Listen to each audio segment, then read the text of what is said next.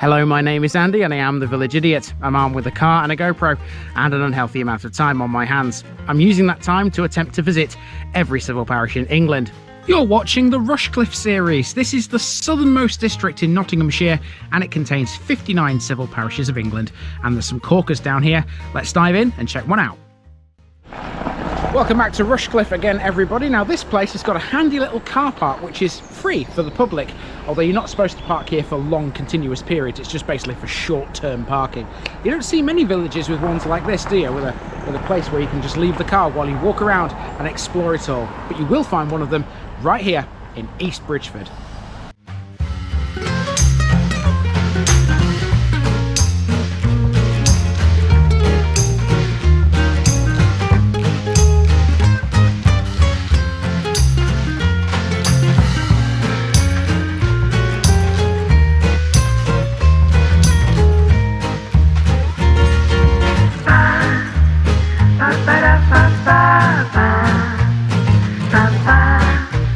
Here's my disclaimer for people who may be watching me for the first time. I say things as I would in my native accent and dialect. As a result, I may not pronounce things in the same way as the locals do. Remember, I'm a visitor. It's impossible to know everything. Leave me a comment, spin me a like and bash that subscribe button. Let's get to today's parish video.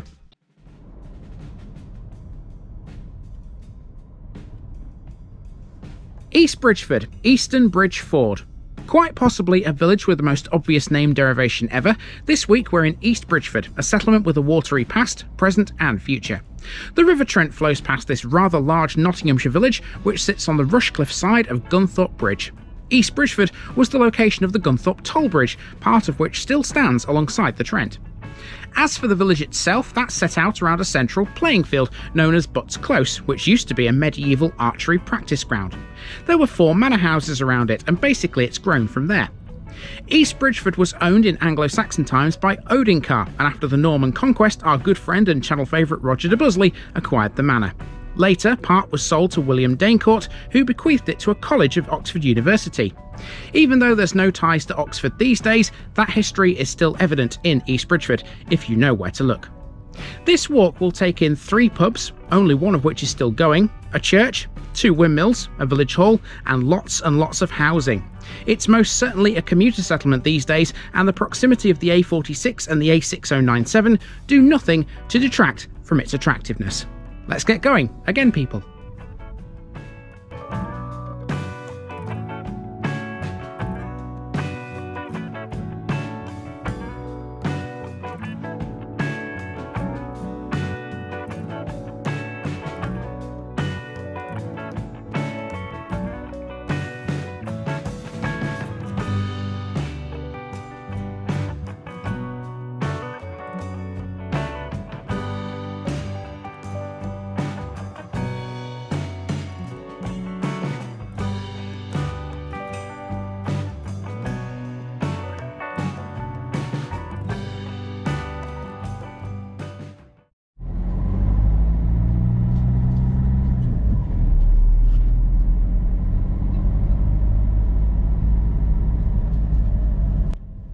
After a short drive from Neaton, our first landmark as we enter the parish of East Bridgford is an old windmill.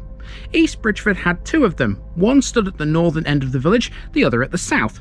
This is the northern version and it was known as Neaton Hills Mill. Unlike Stokes's Mill, which is its southern counterpart, Neaton Hills Mill is set back from the road and quite difficult to see owing to the vast expanse of trees that surround it. So I opted to abandon this little drive and get out of the car to have a closer look. Neaton Hills Mill has a date stone of 1841, although cartographic evidence suggests it was built in the latter half of the 18th century. It originally had 4 sails on a 4-storey tower. The date stone likely refers to its 2-storey extension when it also gained 2 more sails. It was disused by 1891. Now we're in the village proper and we begin at the free car park we saw in the intro. As well as being the perfect place to leave the car for a nice stroll around the village, the car park also has this great little information board and some free leaflets on offer for people to learn about the place they're in. So let's get walking. Main Street is where we begin at an old dairy. Former farming landmarks like that can be found all over this place. East Bridgford was, and still is to an extent, all about working the land. It had ties to a university college, and we'll see evidence of that later. Next, we have the one and only Methodist church still active in the village. This was originally Wesleyan, and it dates from 1854. East Bridgford used to have chapels for the Primitive and the United Free Methodists too, but now they all use this one building which fronts Main Street. After that, the road becomes residential for a short way. You'll pass a house here called the Haycroft on this stretch. Dating from the 16th century, it's reputedly the oldest residence in the village. On the next corner, we find a parish notice board. We are now officially halfway through Rushcliffe. Great stuff. At this corner, Main Street meets Haycroft Way, which is named, of course, for the house. There's a second information board here. This shows you a very detailed map of the place. Even the vast housing estate to the north has some interesting bits hidden within it, according to this. Haycroft Way has become the de facto village centre these days. It used to be Lockwood's Corner further up Main Street. Now it's based around the post office, and there's a rather attractive village sign here too. This was erected to commemorate the Queen's Golden Jubilee in 2002. It's a nice focal point. A left turn onto Millgate brings us to the second old windmill. This is Stokes's mill, and it was built in 1824 with 4 double-shuttered patent sails on a 6-storey tower. This lasted longer than Neaton Hills, finally ceasing work sometime between 1910 and 1912.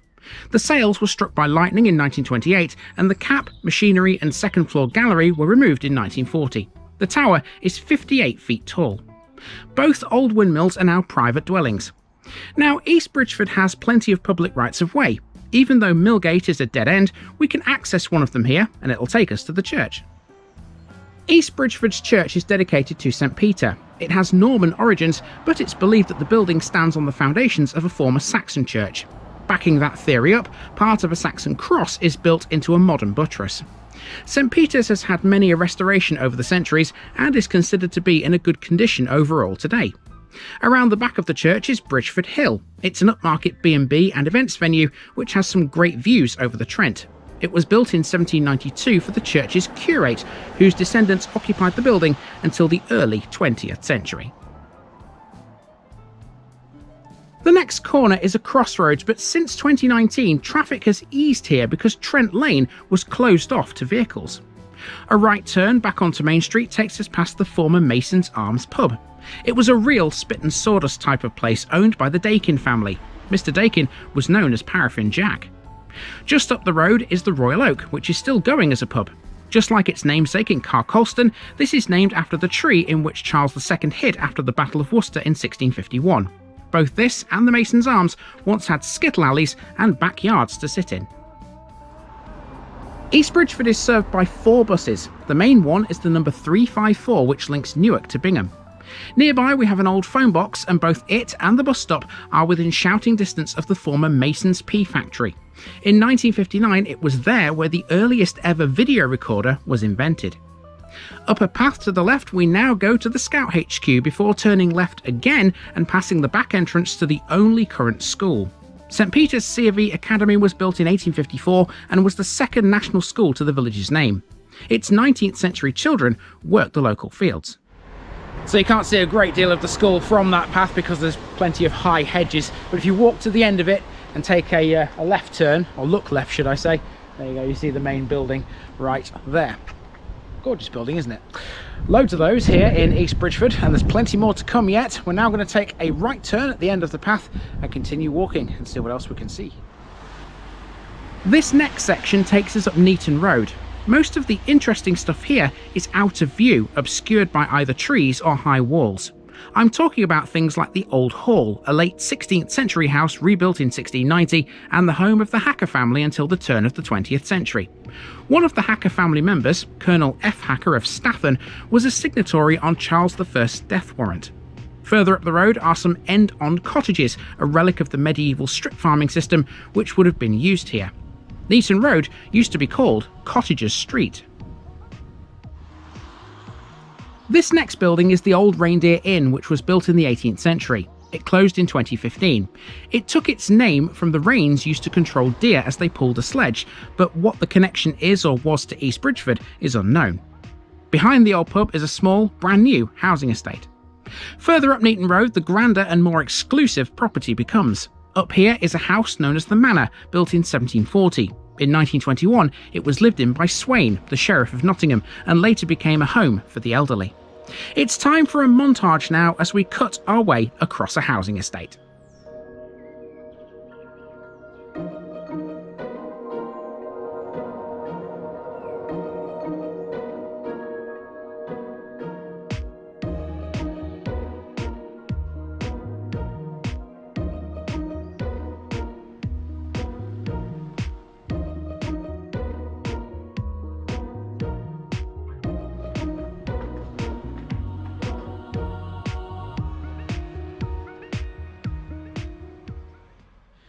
Okay, so that street we've just walked up is called College Street, and there's a reason why it's called College Street. It's because East Bridgford used to be connected to Magdalen College, Oxford.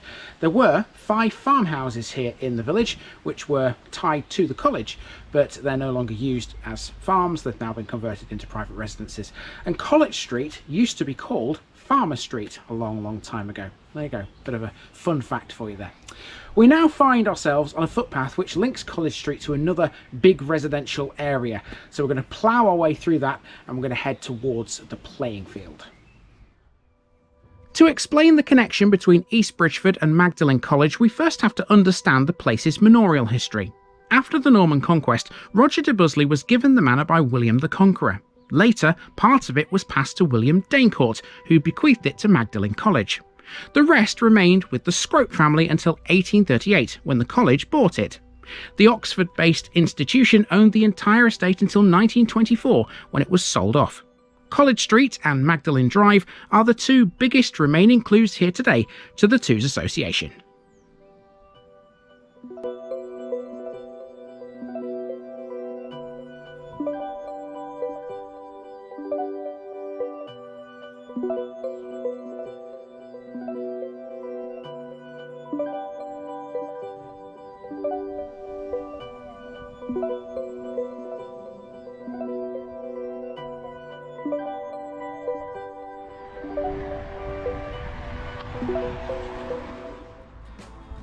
Now we're back on College Street again, where we find the former Primitive Methodist Chapel. This was built in 1836. After the various Methodist branches amalgamated in 1932, this was sold to the Boys Brigade 3 years later. Ever since 1985, this has been a private residence. Next door, there's a huge house, which was one of the 5 farmhouses that were tied to Magdalen College. East Bridgford also had 4 manor houses, which were arranged around the playing field. This is called Butts Close because it was once a medieval archery practice ground. It's a bit more than that today.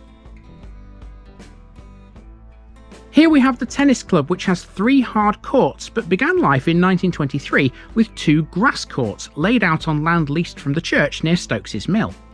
Cricket is also played on Butts Close too. In the late 1980s, this brick pavilion replaced a wooden structure formerly used by East Bridgford Cricket Club. This also provided modern changing rooms for the bowls club next door. The whole building is now managed by an umbrella organisation.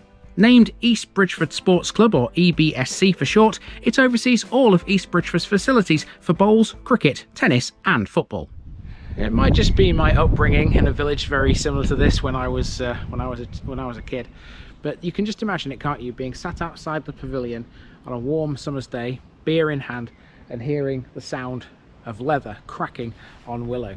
Cricket is what we do best when the weather is warm in the summer. Well, supposedly warm anyway. We all know what the weather can be like in Britain, even in the height of summer. Okay, so now we're going to go back into the village again via the path we used to get onto this playing field. And there's only a few bits and bobs left. The village hall is one of those things, and a few other little tiny bits, I suppose, but that's about it as far as the walk goes, to be honest. Now we're coming to the end of College Street and we're about to turn left onto Main Street again. The first building we'll see on this stretch is a former Methodist Sunday school built in 1838. It's now a small private house. Next door is the rather unusual village hall. This was built in 1883 as a temperance hall, but its rather odd boxy front was added in the 1970s. This area is quite historic, all things considered. It was the centre of the village a century ago, based around the 16th century Burnham House, where manorial courts were once held. Clough's boarding school was also in the vicinity. A bit further up the street we have an old blacksmith's forge. This wasn't the only one in East Bridgford either, there were at least 3. Over the road we have a row of shops. There was once a market in this area. Indeed, the market cross was found buried under a house near this very crossroads. Brickyard Lane is next, and this was literally the site of a brick pit. As well as bricks, it also produced satin spar, a fibrous gypsum which was used to make beads and bobbing cores for the Nottingham lace industry. It leads to Walnut Tree Lane, where an old egg farm rounds the walk off. There's some gorgeous houses in this part of East Bridgford. That one there is a fine example, isn't it? Now, if you keep following this road all the way around, it takes you back to the main road, virtually to the point where the public car park is, and that's exactly what I'm going to do now. I'm just going to keep on walking around this road and head back to the car. Now, we're not quite finished with East Bridgford yet, because there are 2 other things that I want to talk about. We haven't yet, of course, seen the River Trent, and of course the Trent is partly why the name of the place is East Bridgford, because bridge, ford, water, you get the idea. So we're going to go up to the wharf next and have a look at the Trent there. So this is Trent Lane then, and this is as far as you can go by vehicle, unless your vehicle is a bicycle, because as you can see, no vehicles can get to the A6097 this way because it's blocked off. But if you've got a bike, well, you can. Since 2019, cars, vans, lorries, anything that travels on the road apart from a bike cannot get any further than this point here, right at the end of Trent Lane. Now, let's have a look at the wharf then. Now, to get to the wharf, we've got to go back along Trent Lane a little bit because the wharf is just off to the left. But before we do that, somewhere behind these trees, there's the old Gunthorpe Toll Bridge. Let's go and find that first. This bridge abutment is all that remains of the former Gunthorpe Toll Bridge. Built in 1875, it was the first bridge ever to cross the Trent at this point. The modern crossing is Gunthorpe Bridge, which you may remember from the Gunthorpe episode. The former toll house is on the other side of the river. In Roman times, East Bridgford literally had a paved ford that crossed the Trent. If you look at overhead maps, you can still see the line of Bridgford Street, which ran from Margidunham, a Roman town near Bingham, to the river. Can you imagine trying to ford the Trent here now? It would be like Mission Impossible. Just up the road is Kingfisher Wharf. Now a modern marina, this used to be a river port and served as East Bridgford's connection to the UK's extensive waterway network. Commodities such as coal were unloaded on barges here, and agricultural goods were exported from the farms in the area. I was hoping to see a bit more of the wharf here because there's a path that runs alongside it which offers some pretty good views of the river and its weir, built in 1925. However, it was closed due to a landslip. Let's not forget that, like Neaton, we're still in the steep escarpment known as Trent Hills. To finish with, we have a bit of driving. This is the car park of the local surgery further along Butt Lane towards the A46. It's one of the latest additions to a village which only a century back would have looked so different. Roads were not tarmacked here until the 1920s, mains electricity didn't arrive until the 1930s, and even things like street lighting were pipe dreams until 1933. East Bridgford was connected to the gas network in 1954. It's unimaginable now. It'll soon be a little bigger too. To the right of shot here, brand new houses are in the early stages of construction, so it'll be a different village again in a decade or so's time. The biggest change to occur here in recent times is the Newark to Widmerpool upgrade of the A46. East Bridgford still has access to the old route of that road via Butt Lane. Our last task is to take a look at something which even now, despite the addition of the new road, is still thriving on the old road. It's a garden centre. The garden centre can be found between a pair of petrol stations on the A46's old route. And by the way, the fuel prices were pretty decent compared to where I live. The garden centre is called Blue Diamond Garden and Home, and it's very busy, even on the average weekday. It covers a whopping 81,000 square feet, and it's much more than just a garden centre. It also boasts two beautiful restaurants named Cafe Home and Garden and the Greenhouse Kitchen, whose food is always homemade. Blue Diamond takes pride in sourcing unusual items, and their commitment to this point of difference is key to their achievements. Blue Diamond is also where Brown and Green is based. It's an artisan food store which offers a large range of food and drink and includes an impressive cheese counter. There's plenty here to keep the kids busy too, over at Ed and Molly's Play Barn, also on site. And that'll do us for East Bridgford. It's a cracking little place with lots of little bits of history, isn't it? I'll see you elsewhere in Rushcliffe next time.